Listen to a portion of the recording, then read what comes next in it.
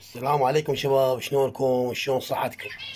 كما وعدناكم طبعا كل يومية نتفقد الطيور طبعا. واليوم الأكلة المفضلة طبعا عندي رفع معنويات الطيور والمناعة والإشباع الطيور. طبعا عندي قطين، هذا طبعا هذا قطين برش، وزائدا للشوفان، هذا الشوفان طبعا مغذي كامل.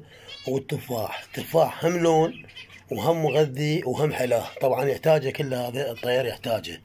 هسه راح اراويكم شلون الخلطه. طبعا هذا كملناه، هاي الخلطه مالته طبعا موجوده هنا. والخضره هسه راح نراويكم شلون نسطرها ونرتبها صينيه ونقدم الطبق الهين. كما شاهدون شباب، هذا الصوف خليناه او مال الديباج، اي شيء عندكم صوف قطين، هذا خليناه على مود الفناجس، هذا اللي موجود على مود ياخذ لنا ان شاء الله.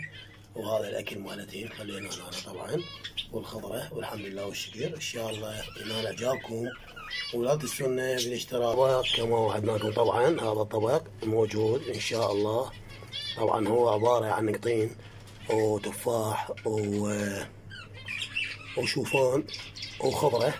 طبعا هو مغذي للطير، خاصة لو عندك افراخ او ما عندك افراخ، بالاسبوع مرة او مرتين لازم يصير تغذية مستمرة.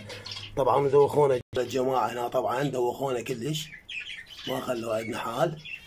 هذول اياهم كما تشاهدوهم، هذا ورا القفص، هذا الجماعة هنا نازل ان شاء الله جاي يبني عش ان شاء الله. هذول اياهم من هنا، طبعا هم صار لهم اسبوع على الحاله هاي. هذول اياهم موجود، هذا انجليش موجود هنا، الانجليش موجود. هذول ان شاء الله كلهم هنا موجودين، ان شاء الله ينالوا اعجابكم. وانا ان شاء الله من الاسبوع نوافيكم بالمعلومات عن الفناجس طبعا، وتربيتهم وشلون يتاقلم ويا البيوت عندنا طبعا.